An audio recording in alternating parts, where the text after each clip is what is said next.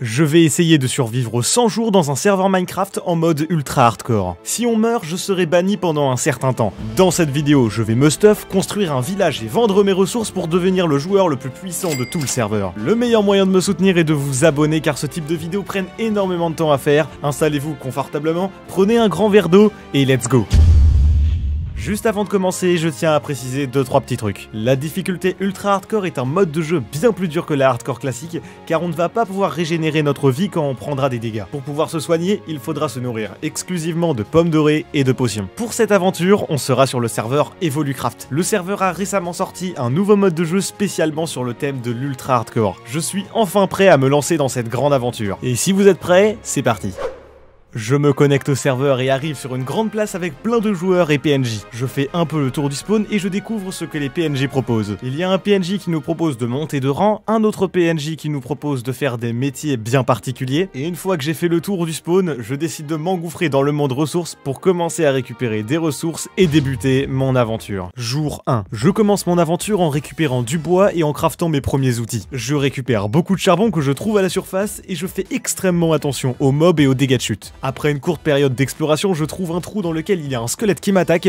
Je fuis, mais en partant, je me prends quelques flèches. Je recherche donc dans le shop des potions de régénération, mais elles coûtent beaucoup trop cher pour nous. Alors on va devoir se contenter de notre vie en moins, car je ne peux pas régénérer de manière naturelle. Donc il va me falloir avoir le plus rapidement possible des pommes dorées et des potions de soins si je veux survivre dans ce monde dangereux. Je découvre une mine au spawn dans laquelle je peux miner de manière sécurisée. Alors je me rue dedans et j'en profite pour miner beaucoup de minerais. Je retourne à la surface me crafter un bouclier pour me protéger des creepers, des squelettes et compagnie, et je me fais aussi une armure en fer. Une fois fait, je fonce chercher de la nourriture dans les champs du spawn, ils vont me servir à me nourrir et surtout à pouvoir vendre les ressources que je vais récolter pour pouvoir me faire un peu d'argent. Mais malheureusement, je ne gagne quasiment rien. Donc je décide de replonger dans la grotte pour récupérer de l'or tout le reste du jour 2 pour pouvoir me faire des pommes dorées quand j'aurai des pommes. Je vote pour le serveur et ça me fait gagner 2 clés de vote. À l'intérieur, je gagne un débris antique, ce qui est vraiment rare, et une clé mythique que j'ouvre tout de suite et je gagne un livre enchanté, semelle givrante. Je débloque une quête journalière, mais il va falloir tuer 5 dauphins pour récupérer la récompense, donc j'abandonne et je pars dans le monde construction pour pouvoir commencer à trouver un endroit où me poser. Dans un magnifique monde avec une génération totalement custom. Je m'arrête temporairement pour pouvoir faire cuire mon or brut, mais je me fais vite attaquer par des monstres, donc je m'en vais essayer de récupérer des pommes dans le monde ressources. Je trouve une base et j'y récupère 2-3 citrouilles, mais la nuit tombe et je ne trouve pas de pommes, donc je vais farmer dans les champs du spawn, mais en y allant je croise un homme qui dit avoir besoin de ressources. Donc j'en profite pour l'aider à chercher du blé, des carottes, des pommes de terre et enfin du pain. Il me donne en récompense de l'argent, 300 $ je crois, et une soupe assez mystérieuse. Je vais la garder précieusement au cas où on s'en servira un jour. Je me suis pris énormément de dégâts par des monstres en voulant retourner dans ma petite base. Il ne me reste que 2 cœurs, alors je demande de l'aide et un joueur me TP dans sa ville pour que je puisse me régénérer, ce qui me sauve littéralement la vie. Ensuite, je pars pêcher pour récupérer de la morue pour pouvoir monter de rang. Mais en parlant de rang, qu'est-ce que c'est? Au début de l'aventure, on est paysan, mais si on gagne de l'argent et si on fait certaines quêtes, on peut monter de rang et donc avoir des avantages exclusifs, comme aller dans le Nether ou l'End, rejoindre certains métiers, pouvoir vendre nos ressources plus chères, etc. J'abandonne donc très vite la pêche car l'endroit n'est vraiment pas propice pour le spawn de poissons. Donc je m'en vais retourner miner pour être full diams et plus facilement me protéger des mobs. Je ressors de la mine en ayant une énorme quantité de minerais. Je vends tout le lapis car il ne me sert à rien pour l'instant et je me crafte une armure en diamant. Je vais enfin pouvoir mieux résister à tous les mobs. Je retourne une nouvelle fois dans ma base provisoire et construis un abri de fortune pour éviter de me faire attaquer. Dès l'aube, je pars à la recherche d'un nouvel endroit où m'installer définitivement. Sur ma route, j'en profite pour y découvrir des paysages magnifiques et jamais vus. Je trouve un village abandonné et un peu plus loin un petit campement avec un diamant et 2 name tags, ce qui est vraiment rare. Je mets au total plus d'un jour entier pour trouver un endroit qui me convient. Je recherchais un lieu original, dégagé et beau, et finalement j'ai eu un coup de cœur pour une forêt de champignons géants. Et en plus, je crois que les mobs ne vont même pas spawner dedans. Au jour 9, je vais me soigner dans la ville qui a bien voulu m'accueillir quand j'avais très peu de vie, et ensuite je pars à la recherche de pommes pour pouvoir me soigner à tout moment plus ou moins critique. J'en profite aussi pour récupérer du bois pour monter mon métier de roturier, car il va falloir l'upgrade pour pouvoir monter de rang. Une fois que j'ai quelques pommes, je crafte des pommes dorées et je regarde ce qui me manque pour passer rang paysan. Et je remarque qu'il faut que j'upgrade mon métier et qu'il faut aussi que je pêche et chasse des zombies. Donc je pars pêcher pendant toute la journée et à la nuit tombée, je cours à la recherche de zombies. Mais très rapidement, je me fais submerger de monstres et donc je me réfugie dans une toute petite maison. Au jour 11, je termine de pêcher les poissons manquants et je pars ensuite monter de métier en rasant une forêt entière. Mais en voulant monter plus vite de métier, je pose mon ancien débris car je pensais qu'il allait nous donner plein d'XP d'XP, mais en fait c'était tout le contraire. Il me retire tout mon XP de mon métier et c'est donc reparti pour recommencer à détruire toute une forêt entière. Heureusement je trouve une technique qui me permet de gagner plus vite de l'XP, et donc au milieu du jour 12, j'arrive enfin au niveau 5 de mon métier de roturier, et je débloque le rang de paysan. Je retourne dans ma nouvelle base et je protège mes coffres. Je décide d'aller voir un peu aux alentours et je remarque que les forêts dans les environs sont magnifiques. Mais je décide de rester là où je suis pour l'instant. Je vote mais je n'obtiens rien de bien, donc à partir de maintenant, je le dirai que quand j'aurai obtenu quelque chose d'intéressant. Pour pouvoir créer sa propre ville, il faut monter son rang au niveau aventurier. Et pour cela, je vais devoir farmer beaucoup de ressources et aussi upgrade mes métiers. Donc c'est parti pour récolter et farmer un max d'items. Pour obtenir du blé, ça a été vraiment très facile, mais pour tout le reste, j'ai beaucoup galéré. Entre les poissons que je ne trouvais pas, les items des mobs comme par exemple les yeux d'araignée ou même encore la chair putrifiée,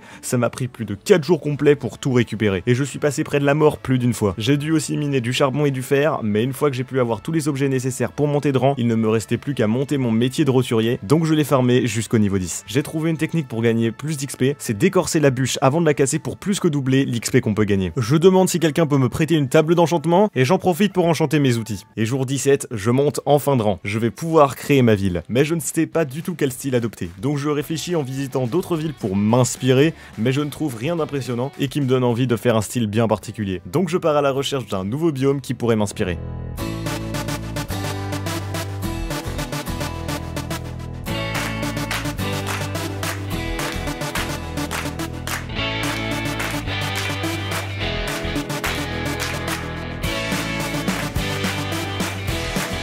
Mais comme je ne trouve toujours rien au bout de 2 jours, je décide de rentrer et je suis tellement désespéré que je demande dans le chat de l'aide. Quelqu'un me répond et me dit que dans un biome champignon, je ne peux faire que du style fantasy ou médiéval. Et là, révélation. Je saute direct sur le style fantasy car je ne l'ai encore jamais fait et je vois vraiment bien une ville sur ce thème dans ce biome. Je vais appeler ma ville Dreamsland. En mémoire d'une ancienne série porteur de ma chaîne, je la crée mais je ne sais pas encore où exactement je vais la placer. Donc je cherche un endroit plat, dégagé et surtout lumineux, et donc finalement je vais rester là où je suis, ce qui est pratique car de 1 je vais pas avoir besoin de bouger mes coffres, et de 2 il ne pourra pas avoir de monstres qui vont spawner dans ce biome. Je m'empresse de créer la ville et j'agrandis déjà le territoire, mais cela coûte super cher, et donc pour récupérer un peu d'argent dépensé, je fais une quête au spawn qui me permet de gagner 500 $, je récupère et fais la quête journalière de miner 32 tiges biscornues et je gagne 250 $, je récupère 2 spawners à poulet que j'ai pu gagner en votant et je les place dans l'herbe pour que les mobs spawnent. Malheureusement l'herbe est grise et ça c'est pas très beau, mais on va devoir faire avec. J'essaye donc de gagner 10 niveaux en tuant des poulets, mais c'est vraiment très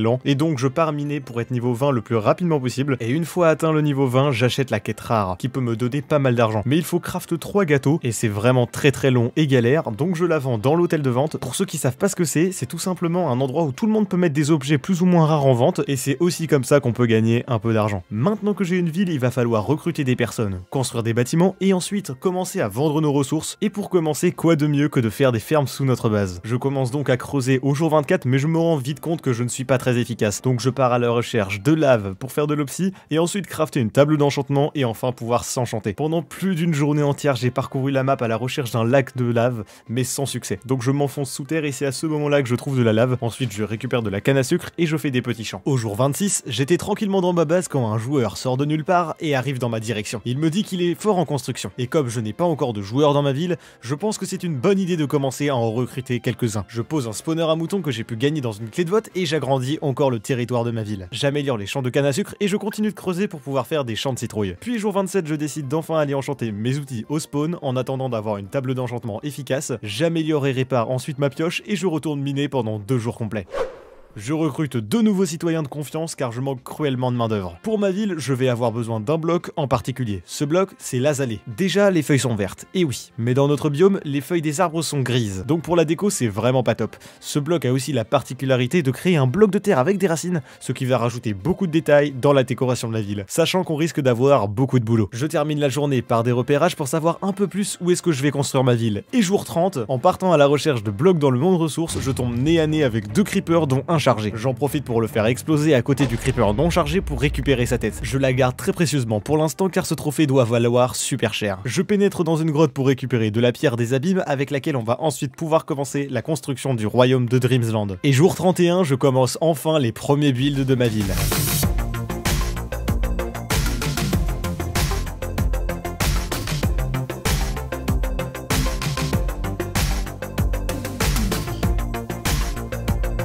Après avoir bien avancé sur les chemins, je termine de poser les graines de blé et je crafte enfin la table d'enchantement. On va enfin pouvoir enchanter convenablement nos outils. Bon, il faudrait déjà qu'on ait assez de bibliothèque, et ça, c'est pas gagné. J'en profite aussi pour agrandir le territoire de la ville pour protéger les champs car ils ne sont toujours pas en libre service. Et il ne faudrait pas que les joueurs puissent voler les cultures et détruisent les champs. Jour 35, je décide d'aller chercher de la poudre d'os, donc je vais farmer des squelettes et aussi je vais avoir besoin de cuir pour faire des cadres. Vous verrez bien pourquoi plus tard. Sur mon chemin, je récupère des fleurs colorées car je pense en rajouter sur la bordure de mes champs. Je retourne dans ma ville prendre un bloc de mousse récupéré au préalable, et si vous ne savez pas pourquoi, le bloc de mousse va remplacer la dirt car dans le biome où on est, la terre est grise. Donc le paysage sera un peu fadétri s'il n'y a qu'une seule couleur unique au niveau du sol. Donc j'en profite pour dupliquer la mousse avec la poudre d'os que j'ai récupérée un peu plus tôt. Et une fois fait, je pose tous les blocs que j'ai pu dupliquer. Quand j'ai terminé, je débute la construction de la place centrale de la ville.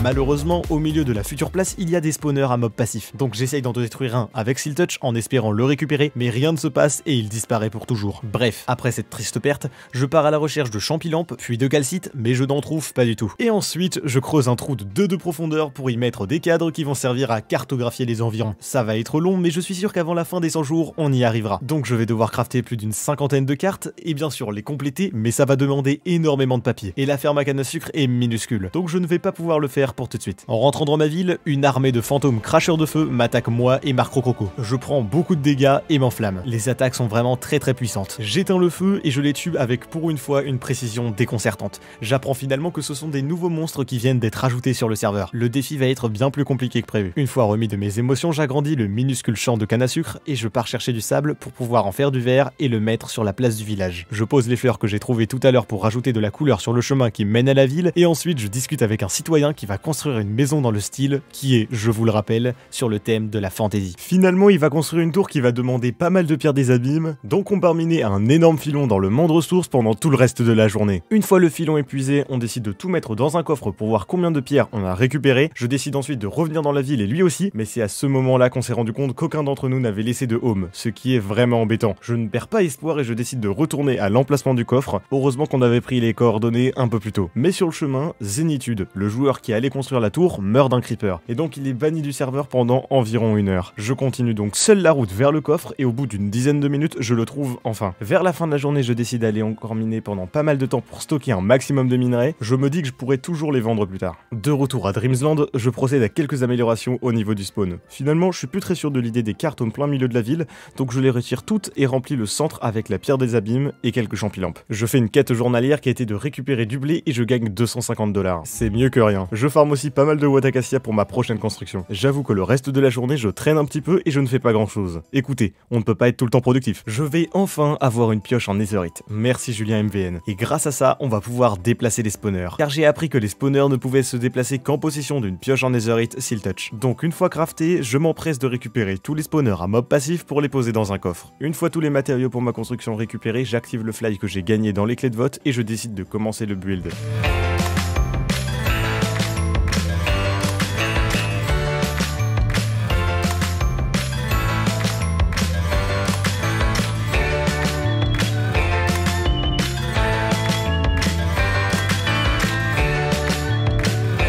Le build bien avancé, je rajoute plein de détails et décors à l'intérieur. Je le trouve vraiment sympa, mais je tiens à préciser que je me suis bien inspiré d'une vidéo pour faire cette tour. Mais je pense changer pas mal de trucs à l'avenir. Pour la fin de la journée, j'agrandis les champs de citrouilles car on va devoir en farmer beaucoup si on veut monter de métier. Durant cette nuit, les dragons fantômes sont venus nous rendre visite. Malheureusement, j'étais un peu moins doué pour les viser à l'arc, donc j'ai rapidement abandonné et fui le combat. Et sachant que je vais avoir besoin de beaucoup de laine pour pouvoir faire une nouvelle construction, j'ai débuté la construction et la décoration des spawners à vaches, moutons et poules.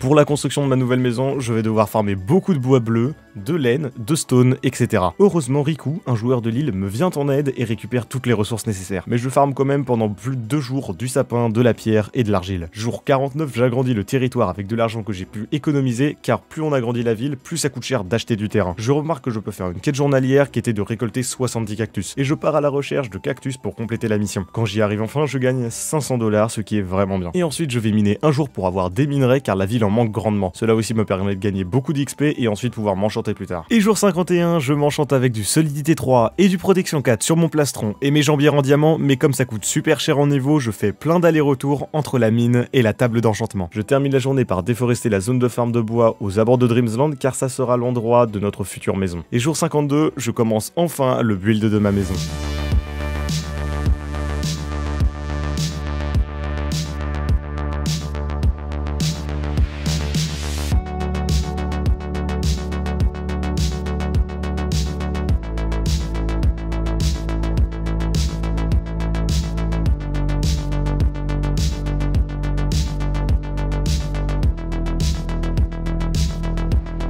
J'ai enfin fini le build extérieur et je m'attaque donc à la décoration intérieure. J'essaye d'utiliser le plus de blocs de déco possible, mais je galère un peu à trouver une bonne harmonie entre tous les blocs. Voilà à quoi ressemble la maison. Je suis super content du rendu qu'elle donne. Sachant que je me suis un peu inspiré d'une photo car je suis pas très confiant dans les builds dans le style fantasy. Mais l'intérieur et l'extérieur sont vraiment, je trouve, trop beaux. Pas le temps pour moi de me reposer et je me dis que je vais avoir besoin d'une salle des coffres car là ce n'est plus possible d'avoir des coffres éparpillés dans toute la surface de la ville. Je vais devoir donc construire une nouvelle maison qui cette fois-ci sera d'utilité publique. Car les citoyens de Dreamsland commencent à en avoir marre de l'organisation catastrophique. Du côté des joueurs, Julien MVN a construit une forge qui va servir de point de vente et Zenitude Omega, un autre citoyen, a commencé le build d'une tour de guet qui va permettre aux visiteurs de se repérer et venir dans notre magnifique royaume, que je vais devoir continuer à agrandir car les champs de blé sont trop petits. Et il y a plein de détails à s'occuper, mais là n'est pas le sujet. Retournons à nos moutons. Avec l'aide de quelques membres de Dreamsland, je déplace les coffres pour pouvoir construire à leurs anciens emplacements le nouveau bâtiment que j'appellerai la mairie. Je récupère avec Riku tous les matériaux et je commence le build de la future salle des coffres.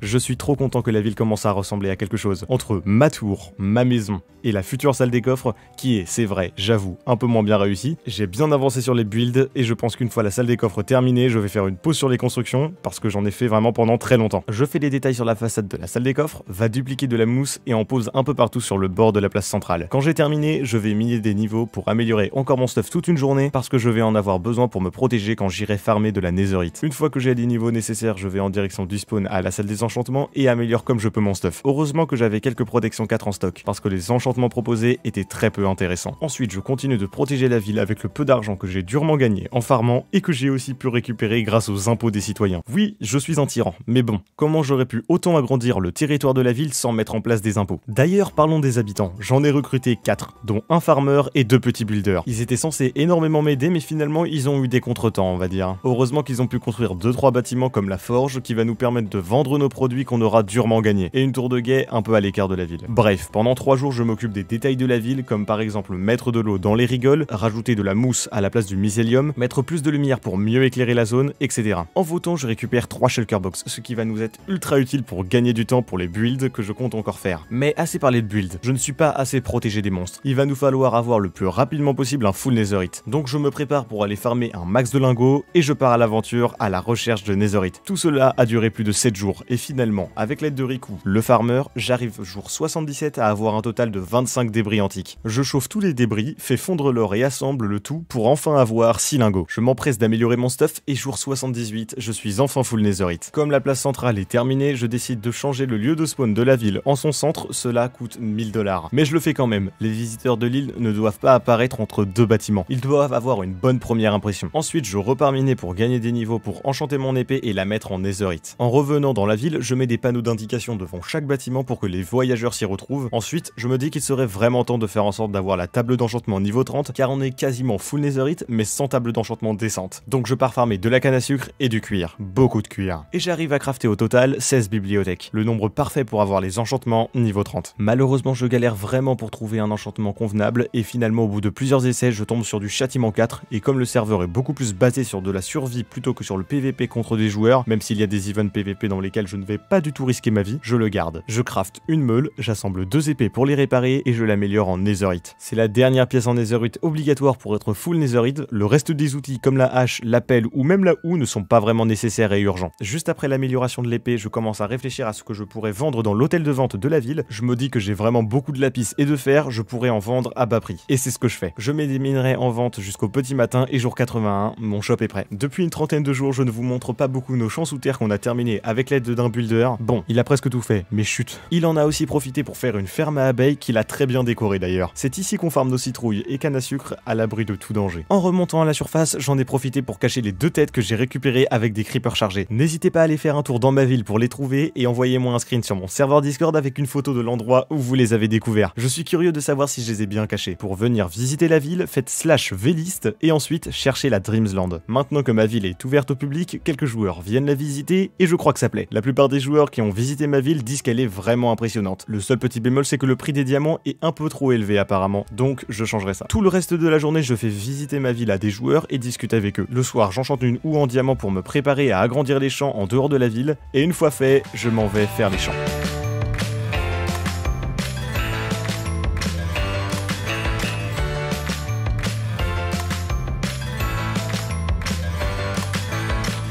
En attendant que les pommes de terre et que les carottes poussent, je vais visiter les villes les plus puissantes du serveur, et je remarque qu'ils ont des énormes champs de citrouilles et une tour à mobs vraiment impressionnante. Donc je les recopie et je commence à creuser un étage juste au-dessus de ma ferme à citrouilles, et tout cela prend 5 jours, parce que tout creuser à la main, seul, ça prend du temps. Et jour 92, j'ai enfin terminé les champs de citrouilles, et je remonte à la surface pour rajouter les carottes et pommes de terre manquant dans les champs. Une fois fini, je remarque qu'il y a un axolote surnommé Jean-Claude dans une petite mare, et je me souviens d'un coup que j'avais récupéré un autre axolote il y a super longtemps dans le monde ressources. Alors je prends une étiquette et je la renomme Claude. Comme ça, nos 2 petits axolotes iront bien ensemble. D'ailleurs, j'avais totalement oublié qu'il y avait des succès dans les métiers et que je peux déjà en débloquer un. Je récupère les récompenses et je vois qu'il y en a un deuxième presque complété. Alors je m'empresse de le faire. Comme un joueur m'avait dit que les citrouilles étaient le moyen le plus rentable de monter de métier, j'ai voulu tester ça en farmant un jour complet. Et le résultat est impressionnant. Je passe le niveau 13 en un éclair. Je n'ai pas eu encore le temps de faire un socle de cartes, je pense que le moment est venu de le faire. Alors je crafte le plus de cartes possible et pars à la découverte de la région. Mais le problème, c'est que je n'ai pas assez de papier, donc je vais devoir attendre que la canne à sucre de ma ferme pousse, et j'ai attendu pendant plus de 15 minutes avant d'avoir le premier surplus de canne à sucre. Jour 96, j'ai enfin pu compléter toutes les cartes aux alentours, et je les pose au spawn. Maintenant, on pourra voir l'ensemble de la ville vue de haut depuis la place centrale. Je décide ensuite de boire la soupe de Michelino. Si, souvenez-vous, en début d'épisode, on avait complété une quête. Alors pour voir ses effets, je décide de prendre des dégâts et perdre de la nourriture. Malheureusement, la soupe ne fait rien de spécial. Je pensais qu'elle allait au moins donner de la régène, mais apparemment non. Et pour les 3 derniers jours, je décide de faire une review de toute la ville. Tout d'abord, parlons de la forge. Ce n'est pas mon build préféré, mais les joueurs vont pouvoir faire leurs achats ici,